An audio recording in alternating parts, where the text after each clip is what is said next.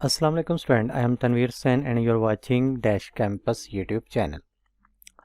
Business statistics chapter 3 measure of central tendency है और question हमारे सामने है कि find median, lower upper quartiles, seventh decile and 18th percentile. तीन चीज़ें इसमें हमने मालूम करनी है। क्या क्या है वो तीन चीज़ें? नंबर एक, वो कह रहा है कि मीडियन हमने मालूम करना है। यहाँ पे पहला जो है वो मीडियन मालूम करना है। दूसरा जो है ये क्वार्टाइल मालूम करना है, जो कि दो मालूम करने हैं, एक लोअर और एक अपर। तीसरा हमने सेवन्थ डिसाइल मालूम करना है और चौथा जो है हमने 8 जो परसेंटाइल था वो मालूम करना है। तो स्टूडेंट, हम जानते हैं कि इसके लिए हमें सबसे पहले हमने ये देखना है कि क्या ये क्लास बाउंड्री दी हुई है। तो ये 0 to 8 और 8 to 16 है। अगर आप देखें ये अपर क्लास लिमिट और नेक्स्ट की लोअर क्लास लिमिट आपस में बराबर हैं। अपर क्लास लिमिट और नेक्स्ट की लोअर क्लास लिमिट आपस में बराबर हैं, तो इसका मतलब है कि हमें क्लास बाउंड्री पहले से ही दी हुई है। और अब हमने क्या करना है कि इसमें जो है कम्युलेटिव फ्रिक्वेंसी जो है वो जस्ट मालूम करनी है। तो सबसे पहले हम यही काम स्टूडेंट, इसकी कम्युलेटिव फ्रिक्वेंसी डायरेक्टली लिख लेते हैं। आपको पता है कि ये कैसे करते हैं। तो पहला 3 आ जाएगा, दूसरा जो है ये 20 आ जाएगा और तीसरा जो है ये 38 आ जाएगा। नेक्स्ट जो है वो 60 आ जाएगा और उसके बाद जो है ये 66 आ जाएगा और 4 ऐड करेंगे तो ये 70 आ जाएगा। तो ये हमने कम्युलेटिव फ्रिक्वेंसी लिख ली। अब हम नेक्स्ट अपना क्वेश्चन जो है ये शुरू करते हैं। तो स्टूडेंट, जैसे कि आप जानते हैं कम्युलेटिव फ्रिक्वेंसी में जो लास्ट वाली वैल्यू आती है हमारे पास क्या होता है, n होता है। तो मीडियन मालूम करने के लिए जो है ये हमें सबसे पहले क्या करना है, n/2 फाइंड करना है। तो यहाँ पे पहले मीडियन का फार्मूला जो है वो लिख लेते हैं कि जो मीडियन है ये बराबर है L plus H/F into n/2 minus C आ जाता है। तो सबसे पहले हमने n/2 को हल करना है। तो n कितना है, n/2 n कितना है 70 डिवाइडेड बाई 2, तो आंसर कितना आ जाएगा 35 आ जाएगा। 35 को हमने कम्युलेटिव फ्रिक्वेंसी में देखना है कि ये कहाँ पर आएगा। तो 35 स्टूडेंट ये कम्युलेटिव फ्रिक्वेंसी 38 में आ रहा है। तो अब इसी में से सारी वैल्यू हमने सिलेक्ट करनी है। ये इसकी जो है ये L आ जाती है, ये L आ जाती है ये वाली वैल्यू। ये इसका जो है F आ जाता है, ऊपर वाली वैल्यू जो है ये C आ जाती है।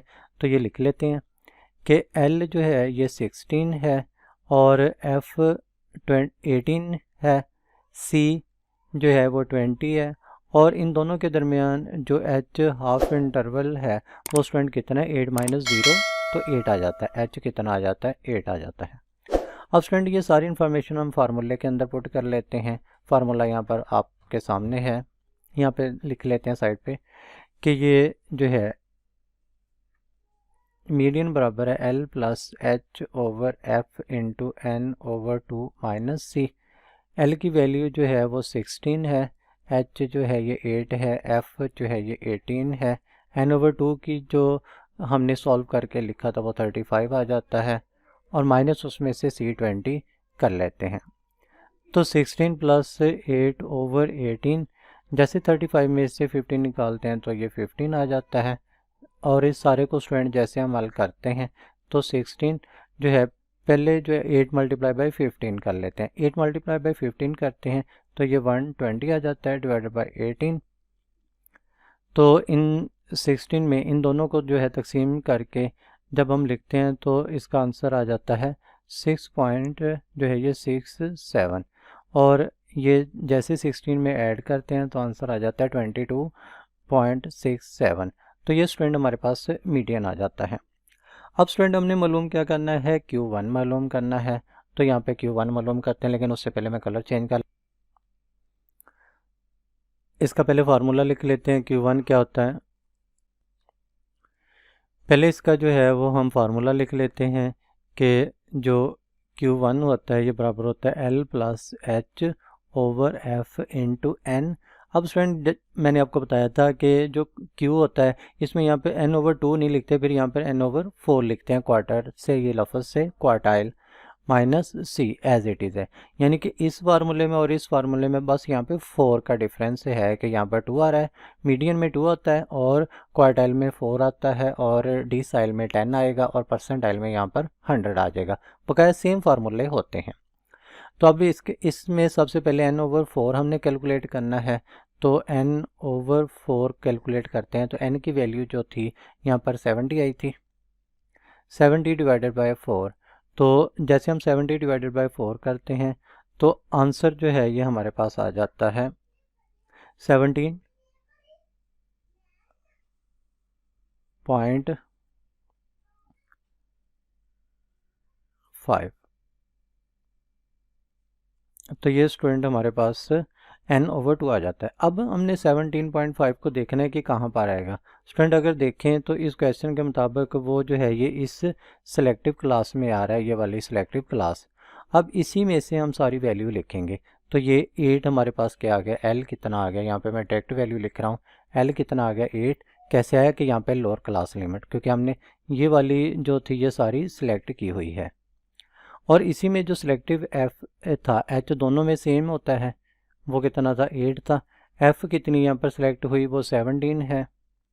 n/4 का आंसर जो था ये 17.5 था, माइनस उससे प्रीवियस जो वैल्यू थी c, वो कितनी थी 3 थी। अब स्टूडेंट इसको हल कर लेते हैं। 8 + 8/17। तो यहाँ पे जैसे 17.5 में से 3 निकालते हैं तो जो आंसर आ जाता है वो आ जाता है 14.5। अब स्टूडेंट क्या करना है, 8 प्लस जो है 8 मल्टीप्लाई बाय 14.5 डिवाइडेड बाय 17। अब मैं यहाँ पर डायरेक्ट इस सारे को मल्टीप्लाई करके डिवाइड करके आंसर लिख लेता हूँ। तो स्टूडेंट इसका आंसर आ जाता है 6.87। तो जैसे स्टूडेंट इसमें जो है ये ऐड करते हैं तो आंसर आ जाएगा 14.8। यहाँ पे 82 आ जाता है, यहाँ पे भी 82 आ जाएगा। तो ये हमने स्टूडेंट क्या कर लिया, Q1 क्वार्टाइल लोअर जो था ये फाइंड आउट कर लिया। अब हमने अपर क्वार्टाइल फाइंड आउट करना है। तो उसका जो फार्मूला है अपर क्वार्टाइल का वो यहाँ पे लिख लेते हैं। वो होता है Q3 बराबर आ जाता है, यहाँ पे मैं लाइन लगा लेता हूँ कि L + H/F इंटू, चूँकि हमने 3 मालूम करना है तो यहाँ पे क्या आ जाएगा 3n/4 और यहाँ पे -c आ जाएगा। ये हमने स्टूडेंट फार्मूला लिख लिया। अब इसके अंदर जो है वो सारी वैल्यू पुट कर लेते हैं। L की वैल्यू पहले भी 8 थी, H की भी 8 थी और यहाँ पर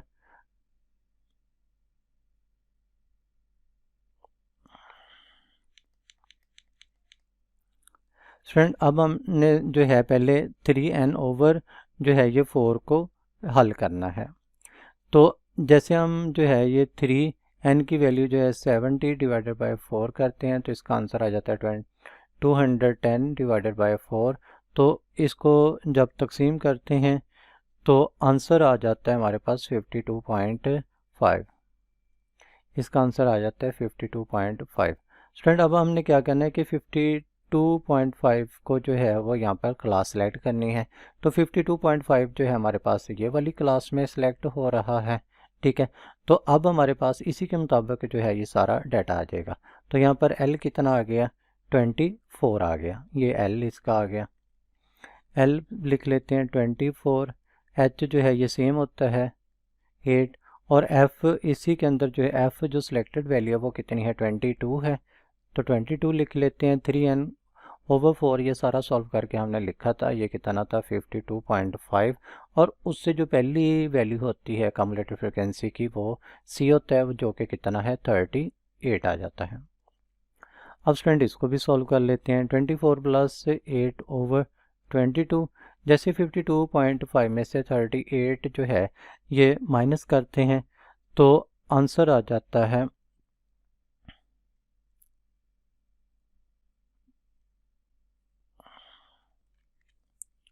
14.5 आ जाता है 14.5।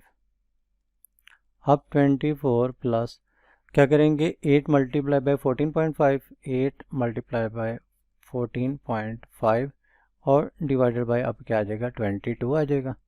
तो ये आ जाएगा 22 प्लस इन सारे को जो है हम डिवाइड करके अगर लिखते हैं तो इसका आंसर आ जाता है 5.27। 5.27 तो इसमें ऐड कर लेते हैं तो ये 29.27 इसका Q3 आ जाता है। और अब स्टूडेंट हमने क्या कर लिया कि इसका जो था क्वार्टाइल ये अपर भी फाइंड आउट कर लिया। अब स्टूडेंट हमें जो है क्या चाहिए, इसका जो है वो 7th डिसाइल चाहिए। 7th डिसाइल में स्टूडेंट यहाँ पे D7 जो था ये मैंने सॉल्व कर लिया था थोड़ा सा, ताकि टाइम जो है वो सेव हो जाए।